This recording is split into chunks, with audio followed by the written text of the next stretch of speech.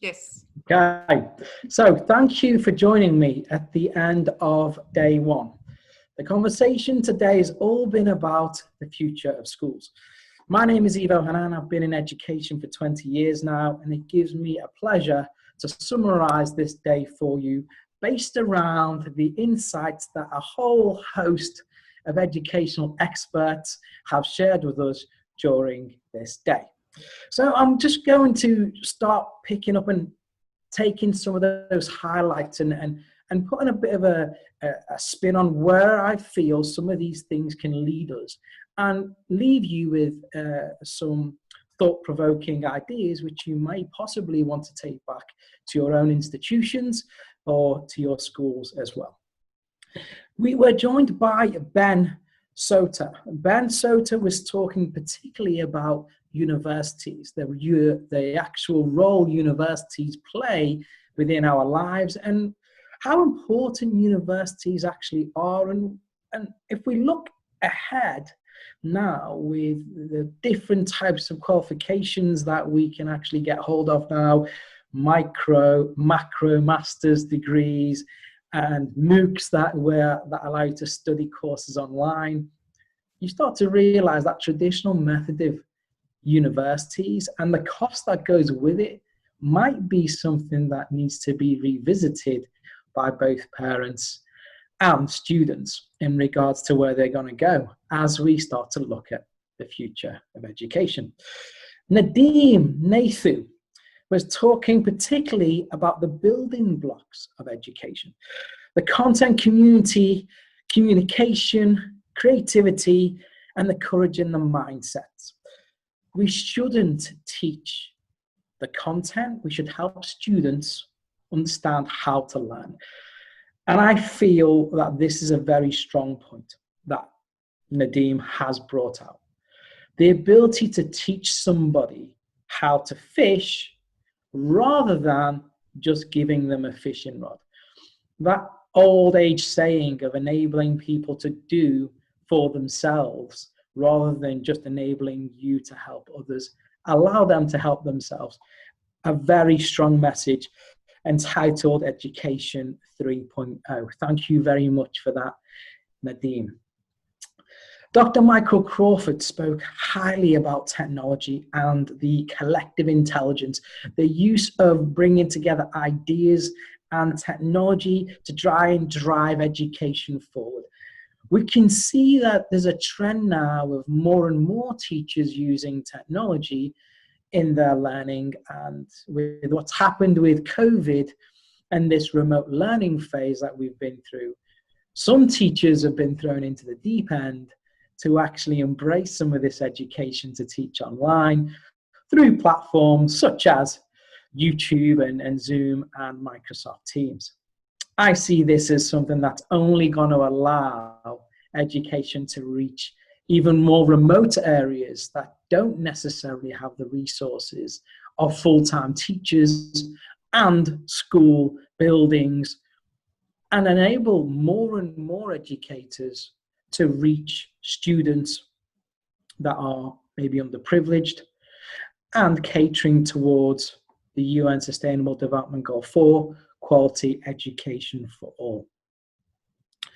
We then had Dr. Helen Murphy. She was talking about leading this new generation of children with empathy and kindness. Now, what she means here is the Generation Z students that we teach now and the Generation Alpha students that are coming through, they are a lot more in touch with how they feel. It's not a case of just telling students what to do. They need to feel connected to not only the content, but the teacher as well. So this is something that educators and leaders need to consider a lot more.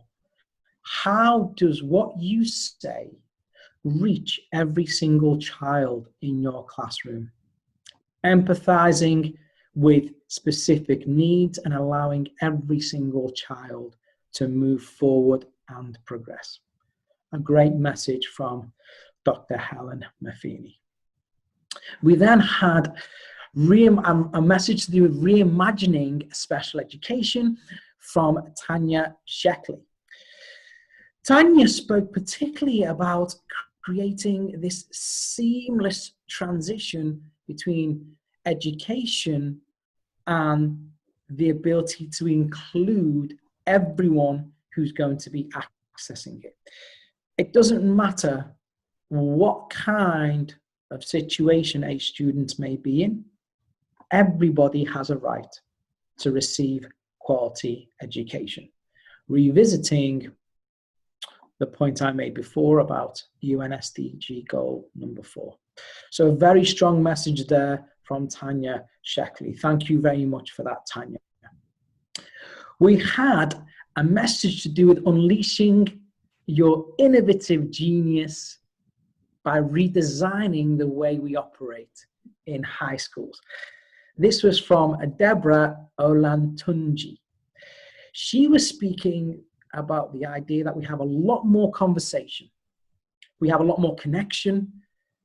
We include more people, again, connecting to the message before from Tanya, allowing for greater levels of innovation and this culture of innovation to develop from within your school, within your institution.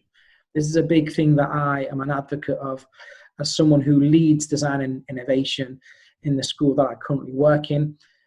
And I believe, as well as obviously some of our great speakers, that the use of technology, new ideas, innovation is going to enable students to be more future ready. Thank you very much for that message, Deborah. We then had Karen Ardley. Karen spoke about the idea of developing leaders.